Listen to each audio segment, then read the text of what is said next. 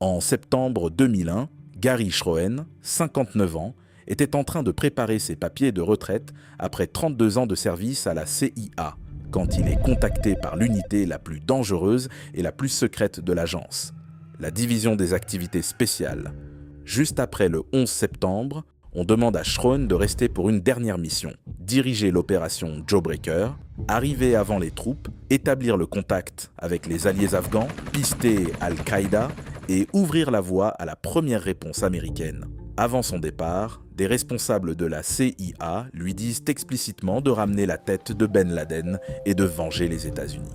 9 jours après les attaques, Schroen et son équipe atterrissent dans la vallée du Panjshir, dans le nord de l'Afghanistan, pour acheter des loyautés et des renseignements. Début octobre, l'équipe Jawbreaker transmettait des coordonnées en temps réel, désignait des bunkers talibans et des dépôts de munitions pour des frappes aériennes de précision et sécurisait des zones d'atterrissage pour les forces spéciales qui arrivaient. Ce genre de mission, c'est la spécialité de la branche la plus secrète de la CIA. Des équipes ultra sélectionnées qu'on ne voit jamais en uniforme. Elles s'occupent des missions que les États-Unis ne peuvent pas revendiquer publiquement. L'unité se spécialise dans le travail sale qu'aucun pays ne veut associer à son nom. Raid, sabotage, contre-espionnage, libération d'otages et enlèvement de cibles de haute valeur. Le gouvernement fait appel à l'unité SAD quand l'armée ne peut pas se montrer ouvertement et quand les résultats sont nécessaires rapidement. Mais comment mène-t-on une mission que le monde ne peut pas admettre ? Pensez à la division des activités spéciales de la CIA, la SAD, comme au troisième bouton d'option du gouvernement américain. La diplomatie, c'est le plan A. La force militaire ouverte, c'est le plan B. Et quand les deux sont soit trop lents, soit trop bruyants, le président peut discrètement activer le plan C, l'unité SAD. De petites équipes qui entrent, font le travail et ne laissent aucune trace derrière elles. Les États-Unis avaient un besoin de gens capables de se déplacer rapidement. L'existence de la SAD est devenue plus connue au début de l'opération Liberté immuable en 2001, quand ils ont commencé à traquer les dirigeants d'Al-Qaïda. La SAD était vraisemblablement parmi les premières unités à poser le pied sur le terrain, ouvrant la voie aux forces spéciales. L'unité est divisée en deux branches. Premièrement, le SOG, c'est le bras paramilitaire qui fait le travail concret. Raid, sabotage, enlèvement, sans drapeau ni insigne. Deuxièmement, le PAG, qui gère l'influence secrète. Opérations politiques, pressions économiques et guerre informatique, ces deux branches sont soutenues par 4 divisions terrestres, souvent composées d'anciens de Delta Force ou des forces spéciales de l'armée, maritimes, aériennes, blindées et des programmes spéciaux qui gèrent la collecte clandestine d'équipements militaires depuis des sources étrangères sans aucun lien traçable avec les États-Unis. Légalement, tout ça relève du titre 50 du Code américain qui encadre les opérations secrètes. Ces missions ne sont pas ordonnées à la légère, elles nécessitent une autorisation présidentielle, autrement dit le feu vert signé, et le comité du renseignement du Congrès doit être tenu pleinement informé. Mais le qui, le quand, le où reste verrouillé. Si quelque chose tourne mal, le gouvernement peut dire très peu de choses, voire rien du tout. Alors comment l'unité se prépare-t-elle à ces défis ? Comment fonctionne la machine ?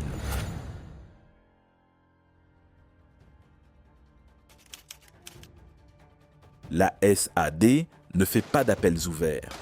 Delta Force, Navy Seals, Bérets Verts et Marine Raiders. Mais tout le monde ne passe pas la barre pour rejoindre la SAD. Cette unité a besoin des meilleurs, physiquement mais surtout mentalement.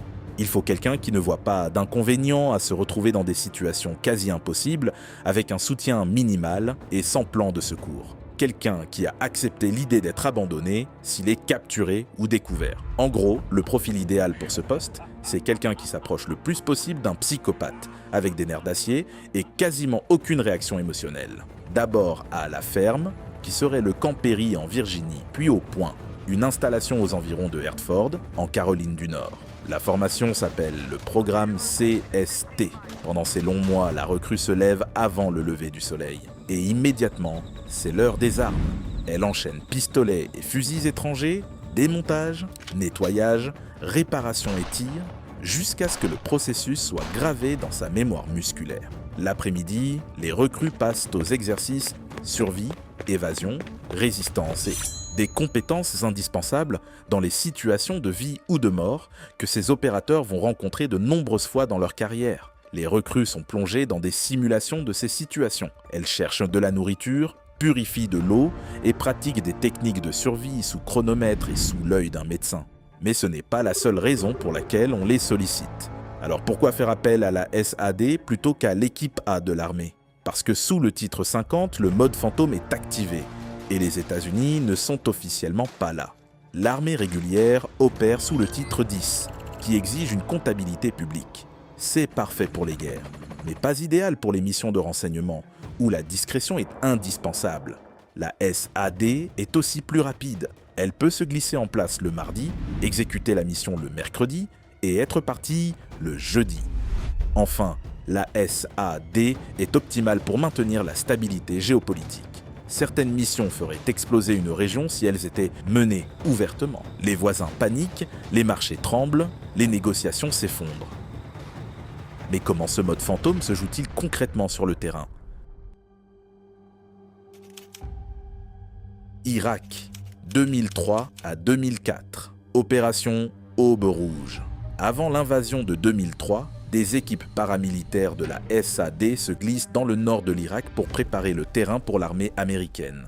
Elles établissent le contact avec les forces spéciales de l'armée, forment l'élément de liaison nord-irakien et organisent les forces peshmergas kurdes. Ensemble, ils écrasent Ansar al-Islam lors de l'opération Viking Hammer, un combat de montagne à pied d'une violence rare, décrit comme l'un des plus intenses depuis le Vietnam.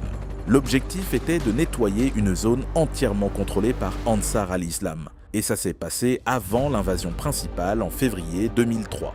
Sans cette victoire, une force ennemie importante se serait retrouvée dans le dos des troupes américaines et kurdes quand elles ont poussé vers le sud contre l'armée irakienne.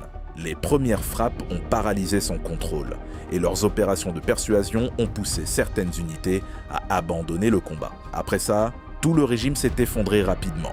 Le 13 décembre 2003, près de Tikrit, après des mois de travail de fond discret mené par la SAD, en exploitant les liens claniques, en retournant des proches et en traquant des signaux téléphoniques, les renseignements pointent finalement vers deux fermes près du village d'Adouar. Des officiers paramilitaires de la CIA unissent leurs forces à une équipe de Delta Force pour former la Task Force 121. Et dans la nuit, les raids ont lieu. Le périmètre est bouclé, les bâtiments sont passés au crible, puis un détail subtil attire l'œil exercé des agents. De la terre fraîchement remuée et un tuyau de ventilation qui sort du sol. Les opérateurs soulèvent une bâche de camouflage et trouvent Saddam Hussein dans un trou, barbu et couvert de poussière, un pistolet à la main. Trop tard pour lui. Il est extrait vivant, examiné par des médecins et emmené en détention. La raison pour laquelle ça a marché, c'est l'alliance entre le renseignement espion et la puissance de frappe. Syrie, 2008. Le raid d'Abu Kamal. Le 26 octobre 2008, une équipe de la division des activités spéciales de la CIA, en collaboration avec Delta Force, pénètre discrètement dans l'est de la Syrie. 4 hélicoptères rasant le sol en direction d'un complexe à moitié construit à Soukaria, juste au nord d'Abu Kamal, près de la frontière irakienne. Pendant des mois, la SAD avait accumulé des indices sur un réseau de transfert de combattants étrangers géré par Abu Gadia, un responsable logistique d'Al-Qaïda lié à Zarqawi, connu dans les fichiers américains comme une figure terroriste majeure dans la région. Quand le schéma s'est enfin précisé, Washington a donné le feu vert sous le titre 50. Une vingtaine d'opérateurs ont décroché en rappel, atterri en force, frappé le site rapidement et efficacement, neutralisé les hommes armés qui représentaient une menace, récupéré 2 suspects et emporté des documents sensibles et des équipements de communication avant de repartir. Tout ça en une seule après-midi. Bien que la Syrie ait vigoureusement condamné la frappe, Washington a présenté l'opération comme un acte de légitime défense en vertu de l'article 51 de la Charte des Nations Unies contre un hub terroriste transfrontalier.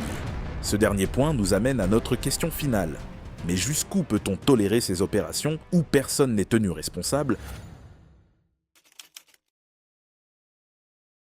La SAD vit dans la zone grise. Le titre 50 donne une légitimité aux actions secrètes. Une autorisation présidentielle active l'interrupteur légal et le Congrès reçoit un briefing confidentiel avant que les équipes soient envoyées kidnapper des suspects, traverser des frontières de nuit ou frapper des cibles sans uniforme. Sur le papier, il y a une surveillance, mais comme tout est classifié, il est très difficile de savoir quand les limites sont franchies, quand les droits de l'homme sont bafoués et quand la souveraineté des pays est compromise. C'est là que réside le grand dilemme. Jusqu'où peut-on tordre les droits de l'homme ou le droit international pour neutraliser une menace ? L'histoire montre aujourd'hui avec quelle facilité ces missions peuvent déboucher sur des détentions dans des sites noirs, des méthodes de torture extrêmes et des centaines d'innocents morts ou emprisonnés pendant des années. Si la SAD obtient des résultats, son absence de responsabilité s'est retournée plus d'une fois contre le gouvernement américain et l'a mis dans une position très inconfortable face à la communauté